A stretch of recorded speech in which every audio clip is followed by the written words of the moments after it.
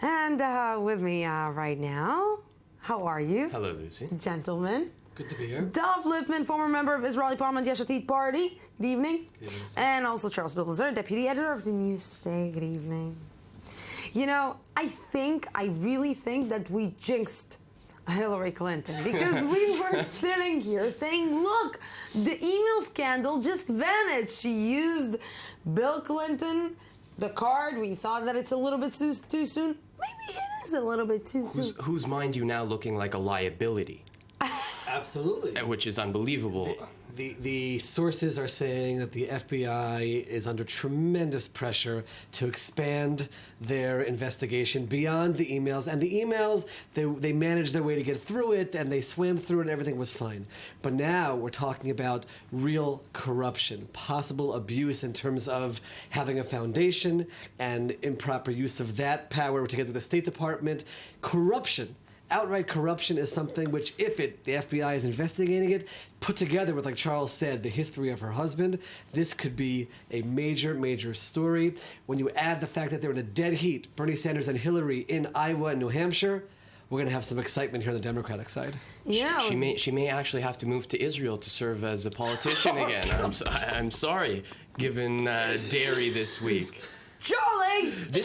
I'm serious. This is actually a big problem. I've said a number of different times that barring any force majeure, it looked that Hillary would cruise almost maybe to the White House even. But now she has a big, big problem, and she's even starting to slip in the polls. I mean, there was a new poll out this week by IBD-TIPP that shows her 4% ahead of Bernie Sanders on a national level, which is unbelievable. It may be a bit of an aberration, granted that other polls are showing her way out in front still by about 10 to 15 points, but there is a trend, and even in Iowa, he's closed the gap to a couple of points. He's ahead firmly in New Hampshire. A week ago, 2 weeks ago, we were sitting here, we are saying that she is leading this race. She is apparently going to win the race with Sanders. She is probably, if Donald Trump will end up the leader in the Republicans, she will beat him. How come now she might just, lose everything? So I think at a certain point, people started asking themselves, and they'll continue to ask themselves, why? Why has she been crowned? And I don't think they're flocking to Bernie Sanders because they even necessarily understand his ideology or what he stands for. It's just he is the other choice. Let's remember, we just heard now a Mercury Analytics poll that says that 20% of Democrats would vote for Trump over Hillary Clinton. Would migrate parties. Yeah. But not just parties, but to Trump. They hate her that much? There is the building sentiment, and I personally feel if Bernie Sanders wins Iowa, and he wins New Hampshire, which the polls do have him winning, there's a certain momentum. That's how it works in these races, where she's going to be scrambling, especially if she's under an expanded FBI investigation. At a certain point, we might be in for a big surprise. Losing Hillary Clinton? And you also saw with Hillary, another blow to Hillary this week was the fact that the White House Chief of Staff McDonough came out and said that Obama was not going to support any primary candidate. And this was seen as a jab to Hillary. He said that he was going to do what he's done in the past. But if you saw, they virtually rolled out the red carpet for Joe Biden.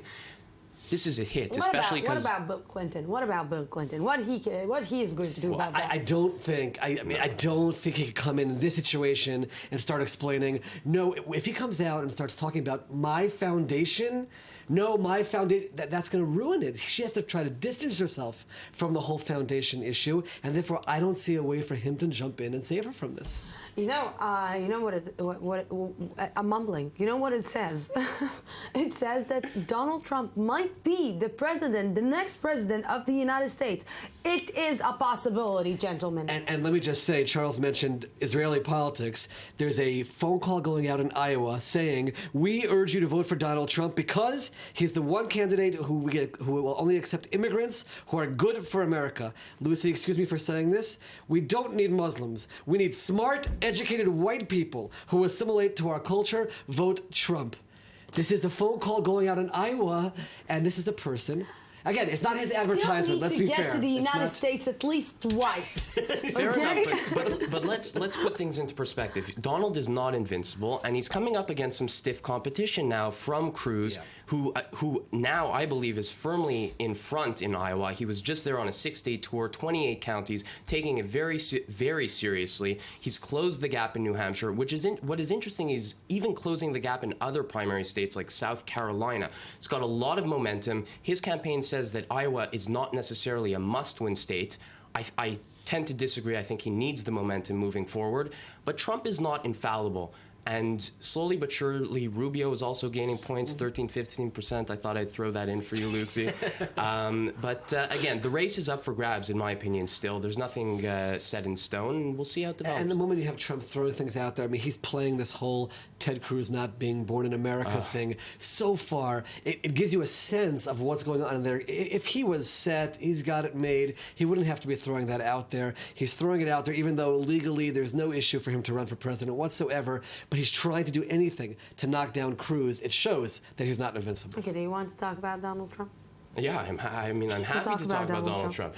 Of course you're happy to talk about Donald Trump. He's still firmly in control of the race. But as I said, I was expecting people such as Christie to start maybe sneaking up on him, maybe Jeb Bush to rebound slightly. They're both polling at about 4%. Jeb's campaign is fully imploded. Really what you're looking to now, in terms of the moderate candidate, is there another moderate candidate besides Rubio that can actually challenge Trump? I don't see it. Answer. We have 2 debates coming up before the caucuses begin. I agree with Charles that Rubio is the moderate person, but it's a race between the 3 of them right now as I see it, and it's going to be fascinating to see how they go after each other to try to... I know how it works, and I know we don't have much time, and I could see how you're acting, and by that I know we don't have that much time. No, I still have one thing that I want to speak with you Sheldon about. Adelson, maybe? Yeah. I know. So the talk about it. the crossover, I know her well. I'm in the control every night. The crossover between Israeli and American politics. Mega donor Sheldon Adelson. His favorite candidate is reportedly Marco Rubio. His wife's is reportedly Cruz. He has not decided who to back. And you're looking at, in 2012, he spent $100 million during the presidential campaign.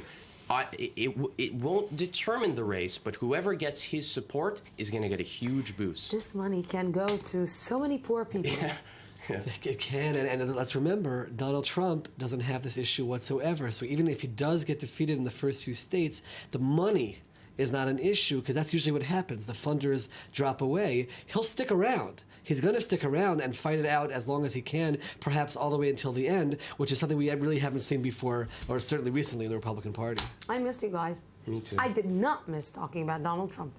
Well, last week Okay? I wasn't allowed. And I promised your grandmother that I'm not going to talk about Donald Trump, and you did. She was upset at me. Of course. You will receive a text message after this.